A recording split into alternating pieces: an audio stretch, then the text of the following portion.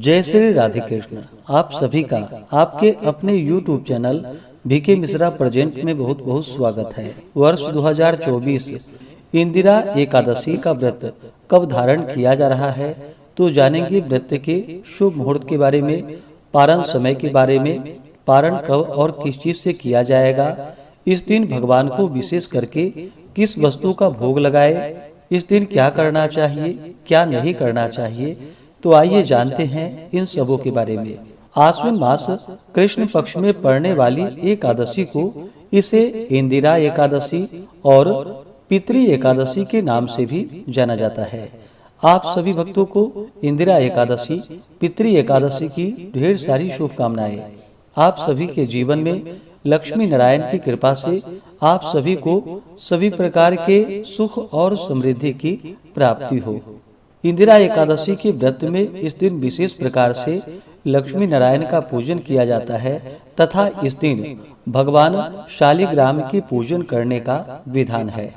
जो भी भक्त सच्ची श्रद्धा के साथ नियम और निष्ठा के साथ इस व्रत को धारण करते हैं तो इससे व्यक्ति के सभी प्रकार के पाप और ताप नष्ट हो जाते हैं तथा इस व्रत के लिए जो कि एक दिन पूर्व दशमी को व्रत रखकर अपने पितरों का श्राद्ध करके एक समय भोजन करे और एकादशी के दिन निराहार व्रत रखकर भगवान शालिग्राम की पूजा करे तो इससे पितरों का उद्धार होता है तथा पितरों का उद्धार होकर के वह सभी प्रकार के बंधनों से मुक्त होकर के उन्हें स्वर्ग की प्राप्ति होती है।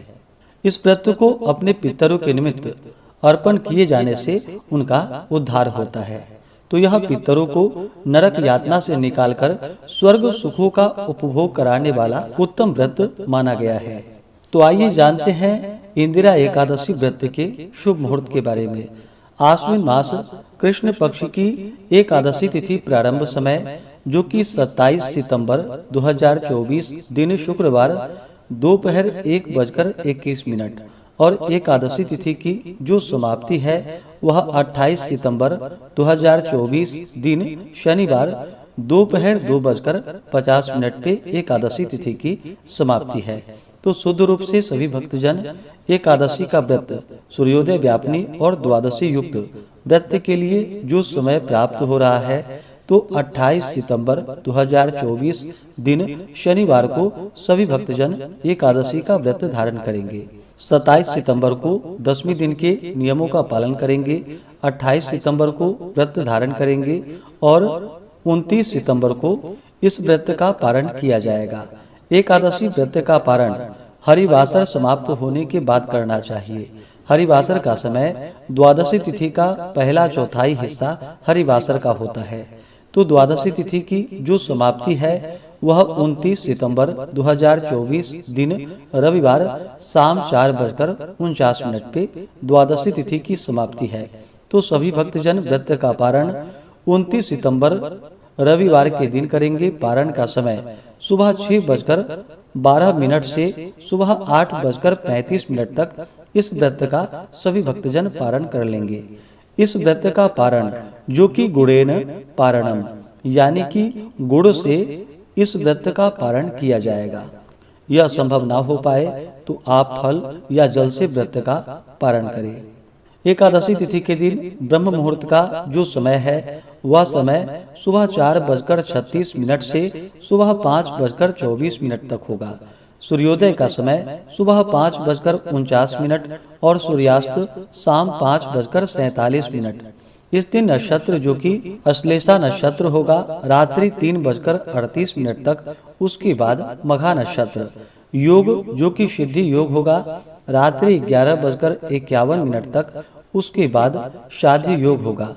28 सितंबर को राहु काल का समय सुबह 8:48 से सुबह 10:18 तक होगा और 29 सितंबर को राहु काल का समय शाम 4:17 से शाम 5:46 तक होगा।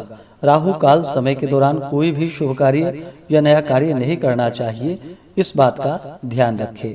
जो भी भक्तजन एकादशी का व्रत धारण करते हैं उन्हें एकादशी व्रत के लिए जो कि दशमी के दिन से ही व्रत में नियम का पालन करना चाहिए। दसवीं तिथि के दिन सूर्यास्त होने से पहले ही शुद्ध और सात्विक आहार ग्रहण करनी चाहिए। इस दिन हविष्यान्न भोजन करने का विधान है, जो कि जौ, गेहूं, मूंग, शक्कर, काली मिर्च, गौघृत आदि का प्रयोग करके आप एक समय भोजन ग्रहण कर सकते हैं और फिर शाम को अच्छे प्रकार से दांत साफ करके रात्रि ब्रह्मचर्य का पालन करते हुए भगवान विष्णु के और एकादशी व्रत का स्मरण करते हुए दसवीं की रात्रि सोनी चाहिए। इस दिन इंदिरा एकादशी के दिन अगर पितरों के निमित्त श्राद्ध तर्पण करते हो तो दसवीं तिथि के दिन ही उनका श्राद्ध तर्पण करके अगले दिन, जो कि निराहार व्रत धारण करना चाहिए। अगर पितरों के निमित्त इस व्रत को उन्हें अर्पण करना चाहते हो, उनके उद्धार के लिए, उनकी मुक्ति के लिए, तो दसवीं तिथि के दिन उनका श्राद्ध आदि कर्म करके, या अगर एकादशी तिथि के दिन भी श्राद्ध कर्म करना हो तो इस दिन श्राद्ध कर्म करके पितृशेष को, जो कि सूंघ करके गौ को खिला देनी चाहिए। और इस दिन जहाँ तक हो सके निराहार व्रत को धारण करना चाहिए। यह संभव ना हो पाए तो आप एक समय फलाहार ग्रहण करके व्रत को धारण करें।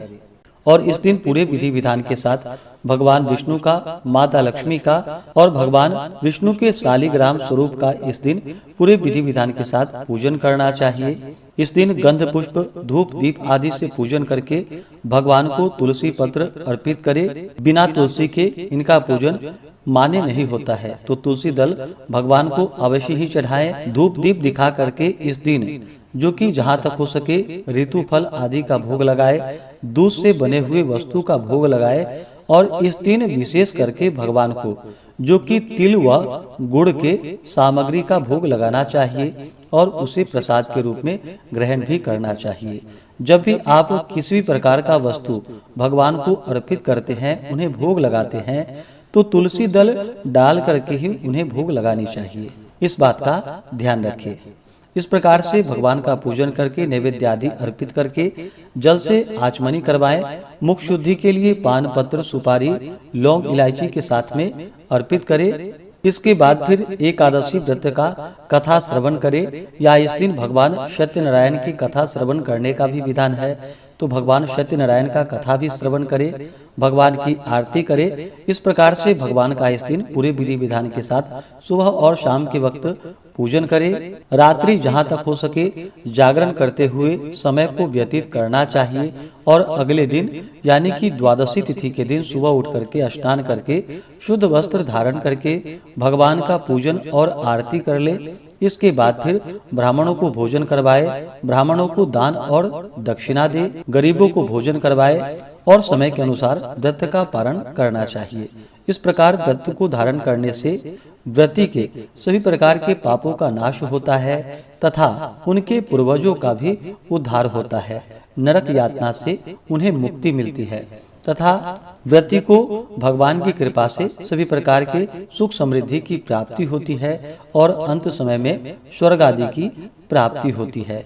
एकादशी व्रत धारण करने वाले को, जो कि व्रत के दौरान किसी के ऊपर क्रोध नहीं करनी चाहिए, अपने मन में किसी के प्रति ईर्ष्या या द्वेष का भाव नहीं लाना चाहिए। इस दौरान ब्रह्मचर्य का पालन करना चाहिए, जहाँ तक हो सके भूमि पे शयन करनी चाहिए। व्रत के दौरान किसी का अपमान न करे। जो भी याचक कोई अगर आते हैं तो उन्हें अपने श्रद्धा भक्ति भाव के साथ और सामर्थ्य के अनुसार उन्हें दान दक्षिणा देनी चाहिए।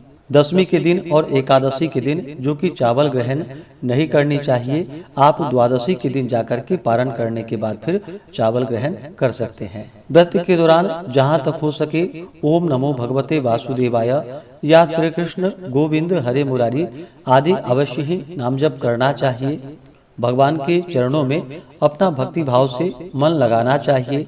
इससे भगवान विष्णु अपने भक्तों पर अति प्रसन्न होते हैं और अपने भक्तों के सभी प्रकार के पाप और ताप को नष्ट कर देते हैं तथा सुख और समृद्धि का आशीर्वाद प्रदान करते हैं। तो आशा करता हूँ कि यह जानकारी आपको अच्छा लगा हो। इसी प्रकार से ज्ञानवर्धक जानकारियाँ प्राप्त करते रहने के लिए, व्रत पूजा के बारे में जानने के लिए, कथा को सुनने के लिए चैनल पे अगर आप पहली बार आए हैं तो चैनल को लाल बटन दबा करके सब्सक्राइब करें, साथ में बेल आइकन घंटी को दबाएं ताकि आने वाली वीडियो का नोटिफिकेशन आपको समय से मिलता रहे।